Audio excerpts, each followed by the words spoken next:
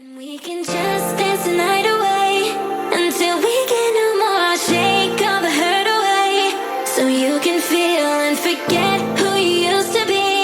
For just tonight, could you just dance the night away? All right, this is the second part of some Reddit posts. Again, we're still reading some r/relationship advice. And as I said before, in the last one, if you've got something to want to say to these people, there'll be links in the description for you to be able to put your own comments down and give your own advice for them. Do not be hateful. You're better than that. You're an adult. Behave that way. And we'll get right into it. So the first one we're going to do is, this one's probably going to be one big story because this one also has an update to it, and we'll cover both of them. This is my 25 female boyfriend, 27 male, called me selfish for wanting him to leave his boy night early due to me grieving. Where do I go from here? It says, I've tried posting this too many times, lol. I've never used Reddit before, only seen videos, but I was hoping to get some much needed insight. I have been in a relationship with my boyfriend for 4 years. Our relationship has been very good for the most part. Some fights here and there, but nothing worth nothing until a week ago. I got a call from my brother telling me that my mom had passed away last Friday. Growing up, I was never super close with her, and we were usually fighting. But over the last 5 years, our relationship improved tremendously.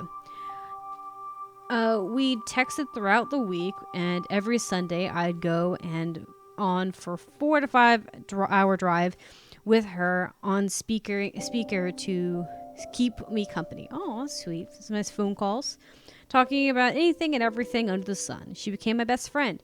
For context, my boyfriend knows how close we have gotten and had joined me for many of those drives. Oh, that's pretty rough. Okay. Here's the problem. My boyfriend has a fairly close a group of friends that he keeps up with. Usually go gaming with them throughout the week. Then once a month, he and his friends will hang out and drink. He let me know a few days prior that he would be hanging out with them that Friday. When I got the news, I immediately called, breaking down, telling him I didn't know what to do, and I knew I needed to be with him tonight. He went from consoling me to saying, I let you know a few days ago I have plans with my friends. I only get to see them once a month. I told him I understood, but I really needed him, and I'm sure they would reschedule. To which he said they definitely wouldn't be able to, as they all have their own responsibilities. After some more time going back and forth, I gave in and said I would be okay with him going as long as he left early, since he leaves at 7 p.m. I said I would like for him to come back by 11. He agreed. I spent the night going through texts with her, photos, everything I could. I tried to distract myself from other things, but nothing worked. Eventually 10 p.m. rolls around, and I text my boyfriend, will you be leaving in an hour? To which he responds, you told me 12, so I'll be leaving then. I told him that I said 11, and I was understanding by that. He didn't respond and came home at 12. I asked him why he didn't reply and why he didn't just come back an hour early. He immediately got upset with me, telling me I was being selfish for ruining his nights with his friends.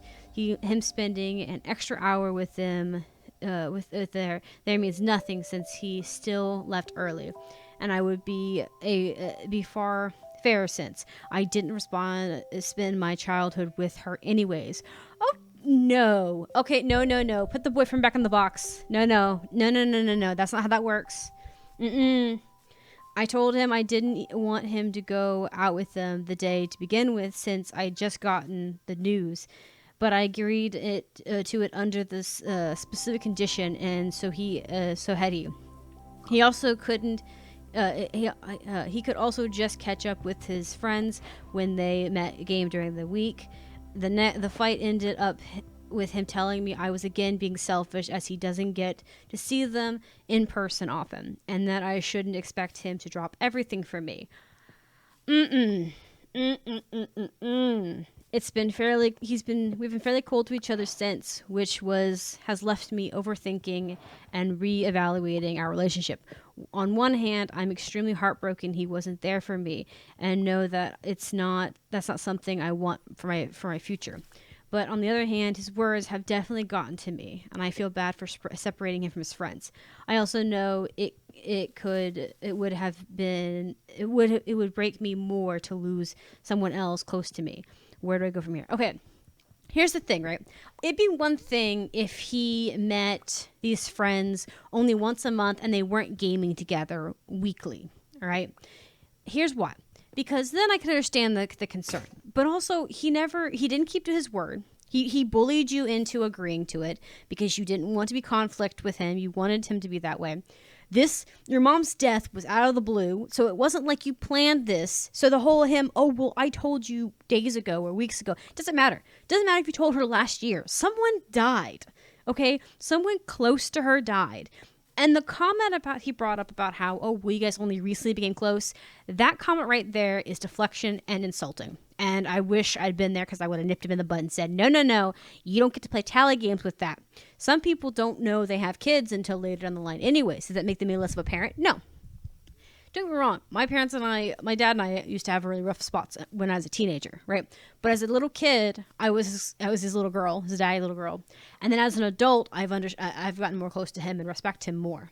But that doesn't mean that because of the fact that me and my dad didn't see eye to eye in my teenagehood, that my dad's not my dad. He's still my dad, and we're still close. He still matters. If he dropped dead tomorrow, I would expect my fiance and I to go fly to Missouri to go console everybody because, right, that's how family works. Also, I think you have a point about it not looking good for your future. He doesn't consider your feelings. He said, you're so selfish, you're so selfish. What's so selfish? She asked you for one day to not go to this thing. She didn't say, I don't want you to go ever again, right? It's not like she's made any excuses. She's made no other excuse up to this point. You've been together for 4 years. This is the one time out of the blue that happened. Another thing too is, why didn't you just take your girl with you, right? Another thing could have been, assuming that your friend that you would have been up to socialize, assuming that you would, he could have asked you to come with him, right?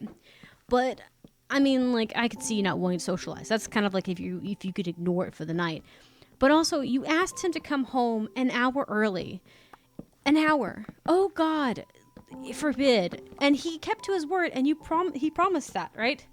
And he still didn't hold up his word. So not only is he dishonest, but he's selfish. And he shifted the blame onto you by making it seem like it was your fault that you misunderstood his feelings. No, you didn't. You guys had an agreement. He tried to gaslight you into it, too. Right? Maybe he thought when you said that you wanted him to come home at 11, that you wanted him to start coming home. Doesn't matter, though. As soon as you contacted him at 10 and he realized you wanted to come at 11, he could have wrapped it up. He had an hour to wrap it up with his friends. Personally, I think that you need to sit down with a conversation with him and tell him that this is not acceptable behavior. Someone died. And that he kept shifting the blame onto you when it wasn't your fault that your mom died. It was an accident or a thing that just happened instantaneously. It was an unplanned, foreseen thing. Here's another thing, too. If you two get married, there are going to be unplanned, foreseen disasters that occur in your life. Is he just going to say, sorry? What if your house burns down, right? And he wants to go see his friends, but you guys need to find somewhere to stay. I already planned to go, so you're just going to have to find somewhere else to be while I go do this, right? That doesn't make sense, right? The problem is, the only issue is, the only reason I think he doesn't care about this is it doesn't affect him directly. Because it's not somebody that died, in his opinion. But also, like I said, it's one of those things that he's not considered your feelings. He's shift blaming. He's calling you selfish. He's saying... he's the one that's being selfish, all right? Because if I found that this happened to my fiance when we were dating or when we were engaged or even married now, I would drop everything because he's my fiance, he's my husband, he's someone who matters to me, he was my friend, and I'm not going to just let that happen. This happened before. I had a friend who we were planning to have a game night, all right, and we were going to do it over Discord and stuff, right? I found out that she had someone who died in her family, her grandmother. Did I get mad? No, I said, hey, we'll plan it another time. Do you need anything? I couldn't give her much. I thought maybe deliver her pizza or whatnot, but that was it. Like, I just accepted it and called it, right? It's not like he doesn't see these people on a regular basis. It's not like his mom's dying. It's not like someone's birthday, not someone's wedding, not somebody's, you know, anniversary. It's your friends, and you've seen them monthly. She hasn't gotten in the way of it. She asked you one thing. It'd be different if you asked it of him, and then the next time you asked him to do it again, and it just got to be a habit, right? But this isn't a habit thing. You just want him there to deal with that. Personally, I think you guys need to have a conversation if you want to save this relationship. But honestly, it's really the ball's in his court, right? Because like I said, you compromised, and he didn't even stick up to the compromise. So, you know, is he worth trusting? All right, so we're going to read some of the comments, and then we're going to move down into the update to see what happened. But I'm curious to see what people say. Someone says, okay, complex, 5075. Says, if my mom passed away and my partner didn't come home from being with his friends, and that would be it for me. He's trying to tell you that he didn't do it. He didn't do was bad because he told you it was happening. You weren't close with her in your childhood, and you genuinely are trying to make it your problem. You're grieving, and your boyfriend of 4 years doesn't think it's a big deal. Create a plan and end this relationship. And then someone called, I think it's called Malikus. I think I probably butchered that name. I'm sorry. He's totally whatevering her.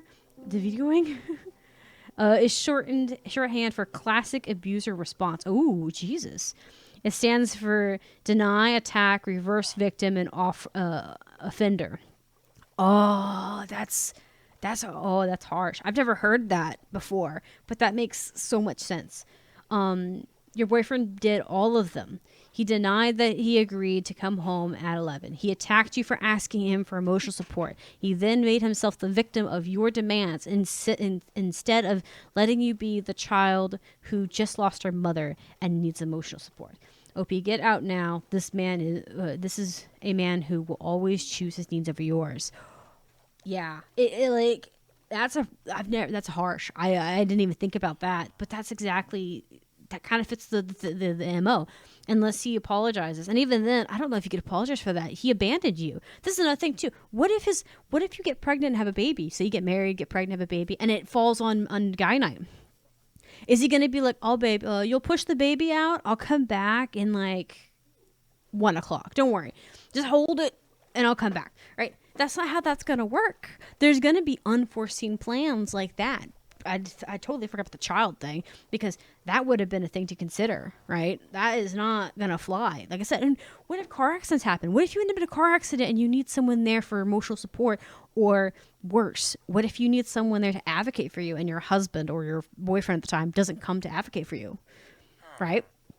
That could cost you your life. It sounds horrible, but that's why I say that if you don't drop things when things are happening to your partner, you're not going to get very far in a relationship, right? If anything bad happened, or even good, say my fiance husband called me and said, hey, this good thing happened, drop what you're doing, come home. I'm going to do that because those things are important to him. And if they're important to him, they're important to me, right? But also, especially when it's something negative, because you need to be there for that support, because they need you to catch them, lest they fall through the cracks. And then someone says, oh, just Pinterest? I get it now. It says, oh, just be nice is their username. And they replied to this comment as well. She goes, they said, when I was 2, my granddad was in a car accident where a child my age died. When my mom was going to comfort him, she didn't want to bring me in case it was too difficult for him. She begged my dad to mind me, but he had plans with friends that weekend. The plans were to sit drinking in a pub, which Dad did every weekend. My mom left me with an aunt for the first night, but the second she had to bring me because he outright refused to mind me over seeing his friends. Luckily, seeing me comforted my granddad, and it was the first time he left his room since the accident. But my mom should have left him there and then and there. Taken me to my grandparents and never come back. OP needs to do the same. I don't worry my mom left that the next year, but that's not coming from something like that. but there's no coming back from that. Something like that. Yeah, that's exactly it, right? It's an abandonment. You are abandoning her, or is this OP a her or he? I think it's a her. You were abandoning her in her moment of need because you wanted something. He wanted to think of himself and only himself. And that's the thing, right? It comes down to it. That's the bare minimum, assuming he wasn't meaning anything by it. But honestly, you have a conversation. So we're gonna go and see the update of this, and we're gonna see what happened. All right. They said they have the link to the original post. I'll have a link for both of them in the video, so you'll be able to go to them just fine. And they said, let's see. Let's see if the title changed. No, it's the same. I want to start off by saying thank you so much to everyone that commented. I spent a while reading every single comment. So far, everyone that gave me advice and shared their stories. Please know I am extremely grateful for you. I also really appreciate everyone that gave me their condolences. Now for the update. Poor sweetie. A little while after posting, one of my boyfriend's friends reached out to me. He asked if I had posted it, because if I did, he had something to tell me. Oh no. I said yes, and he told me that before my boyfriend left their boys' night, he had started complaining about me to everyone, telling them that I was being a psycho and forcing him to leave. No. Anytime I mentioned her, hold up. So he completely lied about my friendship relationship with my mom, and told them I wasn't close with her at all. Rarely talked to her. Anytime I mentioned her, I did nothing but shit talk her, and that was using her death as a way to control him. I also learned throughout our entire relationship he'd tell his friends about every fight of ours, and again would completely lie about everything that happened to him. Happened to them. For context, I am not close with any of his friends, and he had apparently told them I was faking my personality whenever I interacted with them, and shit talked them when they weren't around as well. Irony. So I don't necessarily blame them for believing it. The only reason why his friend reached out was because my boyfriend had done the same thing in past relationships, and he was starting to get suspicious and tired of it. Okay, two things. One, this gamer friend is on par. Okay, he has spider senses, and by all means, I respect his spider senses. Secondly, I think that what was I going to say about this? Because there was something I was going to say. The bad mouthing, right? You don't bad mouth your partner to other people outside of your relationship. Period. You don't bad mouth to your mother. You don't bad mouth to your father. You don't bad mouth to your cousin, your sister, or your friends. You talk to your partner. And if your partner and you can't come to terms, that's when you go to a therapist. Or you guys agree upon a middle ground, like telling one of your parents or a friendship or confidant, right? You did not badmouth your partner, period. Why? Because this causes conflicts. And it also causes a situation right here where one of them is being painted as the bad guy and not being painted as the good guy, or being painted as what really is happening, which is that no one's really necessarily good or bad, right? But also, it's undermining, right? You don't undermine your partner when you're trying to solve a conflict, because what it does is it makes you the monster, right? Makes you the monster, because that is something only children do. Children backmouth their parents behind their back. You don't do that to your partner or your friends, because they're people you care about. And your partner should be your partner you're choosing to have a relationship with should be your friend and more, right? They should basically be a friend with perks, because they should be someone you emotionally, physically, and mentally connect with, not just someone you're just hanging out with, or even just someone you have an emotional or romantic relationship with, right? So yes, if you are that upset, you guys need to have a conversation or go to therapy, right? Or another thing, that's the other thing too. The other thing to this was the argument of, oh, well, they weren't close, therefore, blah, blah, blah, blah, blah. Here's the thing.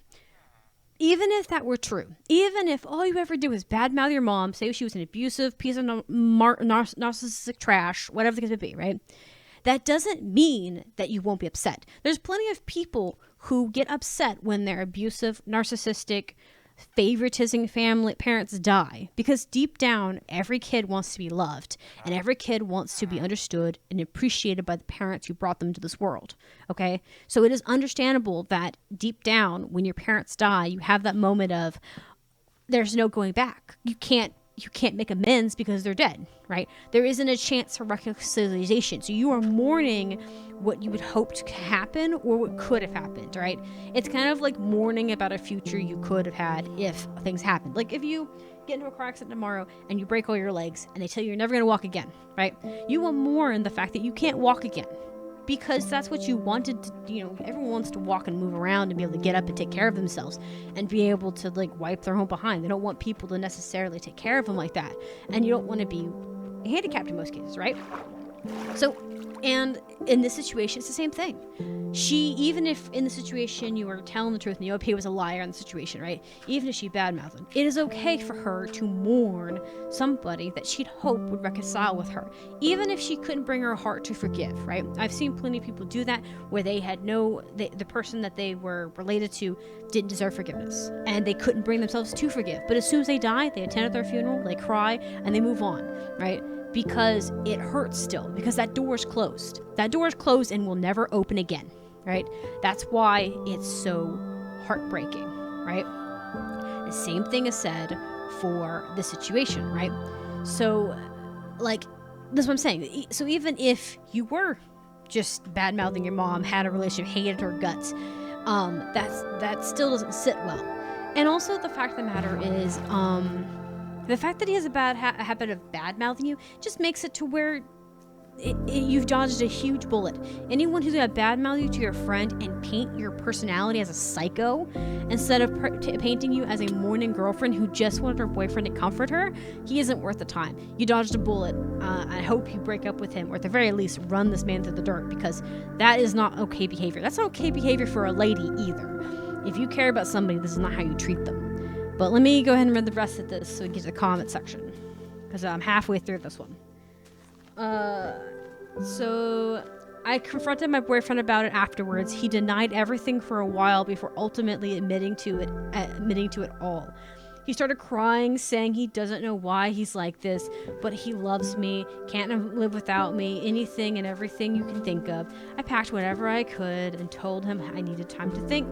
I'd be staying with my brother in the meantime, as I had to drive out to go to my mother's funeral and go through her things. So for the few that asked if I had another support system, my family lives a few states away. As my boyfriend said, I started out long distance, and I moved away from them a couple years ago for him. The few new friends I made are away traveling for the summer, which I couldn't join in on for numerous reasons. I also couldn't get out of bed for the majority of the week, so I didn't leave sooner. Okay, that's fair. But yeah, like as soon as he confronts, you confront him, he whines about it. What a baby. He's full of it. He wants to be this hero and make himself seem like the big guy when he's just the one causing the problems. He's the shit stirrer. He wants to make you the shit stirrer, but you're not the one holding the spoon. That's him.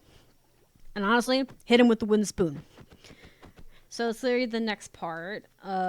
He didn't know... What he didn't know at the time was that I didn't need time to think, and I had already decided I would not be coming back. See, good girl there, because he could be dangerous. He could break stuff. Knowing how petty and tiny this man is, he would probably just find an excuse of, oh, you left your scrunchie here, come back, or break your crap, or lie to his friends. This way you get away with all your crap in tow and not having an issue. A man who's immature enough to try and pick fights with you to make himself the hero instead of painting the picture as a fair picture isn't worth giving a fair chance to, or giving him an opportunity to do anything weird. Plus, it gives you a nice fair cut, or escape out of this, because this guy's pathetic. Really, poor girl. I'll continue. As I said in my original post, there was nothing awfully worth noting about him during our relationship. He didn't treat me extremely well, but not terrible either. Aw, sweetie, don't be with someone who treats you meh. If someone treats you meh, that's not okay. All right. Like, I'm sure people have seen on my videos before how my fiance comes in here, bothers me, and teases me and stuff. But the man has never treated me as meh, ever. All right? And I don't do that to him either. I don't treat him as meh. Meh is saved for strangers that I meet in the supermarket, okay? I treat my fiance as I would my best friend. I tease him, we talk, we hang out, I get him drinks or food when I'm up and about. I treat him above a friend, all right? I treat him like as if I am constantly hosting to him. That's because it's a love language thing, right? But I don't treat him as meh, ever. Even when he's joking with me, even when he annoys me at times, I don't treat him as like he's beneath me, because he's not. He's my equal. And I try to treat him like my equal and then some. Anyways, let's see here. So prior to his friend reaching out, I generally didn't know what to think of the situation. To me, it was out of character for him. My main thought was the news of her passing might have hurt him a lot as well, and he didn't know how to handle it. But I now know that he was an entirely different person with his friends, and what was out of the character for me was completely in character for them. It definitely scares me to think of what would have happened if I didn't post and never learned the things he was saying when I wasn't around. I also have no clue what I'd do if another living, life-changing event happened and he put something else above being there for me. Yep, see? That is a genuine concern. So for everyone that wanted an update, just know I have completely removed him from my life. No amount of tears and fake apology will convince me otherwise. Yes, we like a strong girl. He wasn't there when I needed him, and that's enough. But the lying and fake stories he'd shared on top of that is terrifying. I know my mom would rip me a new one if she had heard all this, and I did anything other than leave him. Lol. I will always be grateful for this little corner of the internet and the awful future it saved me from. That is a girl. Dang. Such a strong one. Like, that is hard to rip away 4 years of a relationship, but she dropped him hard. And the fact that she's thinking of her mother telling her no. Good girl. Like, I am proud for you. I hope you the best. You better end up with a man worthy of you. Don't settle for a meh. Meh ain't worth it. And I say that for men too. Men, don't settle for meh. Settle for someone that actually makes you feel special and is important. My fiance, like I said, he teases me, does, just bugs me, pesters me during stream or off stream too. But he still holds doors for me. He still holds things for me. He still grabs me food. If I'm feeling ill, he still takes care of me. And when those things happen to him, I do the same thing. All right. That is what you should be doing. You should be treating your partners with respect and love, and they should be someone special to you, not somebody that's just existing. It almost feels like he just had you there in a place, and kind of just had you in that place so that he has somebody. Like, he's like following through, having like kind of like in your game, like a video game character. He's got his armor, he's got his weapon, he's got his potions, and you're just part of the accessories that come with being whatever this weird facade he made of his own brain. But we're going to read some comments before I talk too much and we miss some of the opportunity here with some of these Redditors have to say. It says, Mission Honeydew 2209. Your mom would be so proud of you, OP. I wish you peace in your grief. There are a whole bunch of people rooting for you. Heck yeah, there is. And Tight Jaguar 81. I may have said the wrong word, but they said he made OP move to isolate her. He made OP move, so so glad she made the right decision. I agree. See if there's anyone else. No appreciation 1145. Again, I may be butchering this name. The fact that there is and apparently something he does. This is apparently something he does in every relationship, to the point that his friend was tired of it, meaning that friend at least started realizing this dude was lying.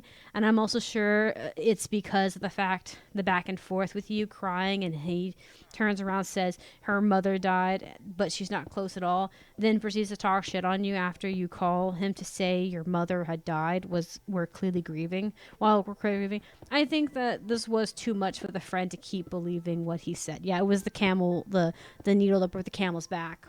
Your mother would be proud of you. We just lost grandma, and my mom didn't really like my grandmother when she was growing up. She was abusive. But as an adult, they were better. And she even said, I'm losing my best friend. I'm so sorry for your loss. Sometimes parents are better when you are an adult and they can't control you. That's just how it is. So don't pay much attention to his. You didn't really grow up with her around, or whatever comment he makes you feel bad for wanting him. See, this is another thing too. I actually get what this Redditor was talking about. I said that I had a hard phase when I was a teenager where my dad and I didn't really see eye to eye because my dad was constantly worrying about whether I would make it in life. That sounds horrible, but that's the truth. He was worried I would be in danger, right?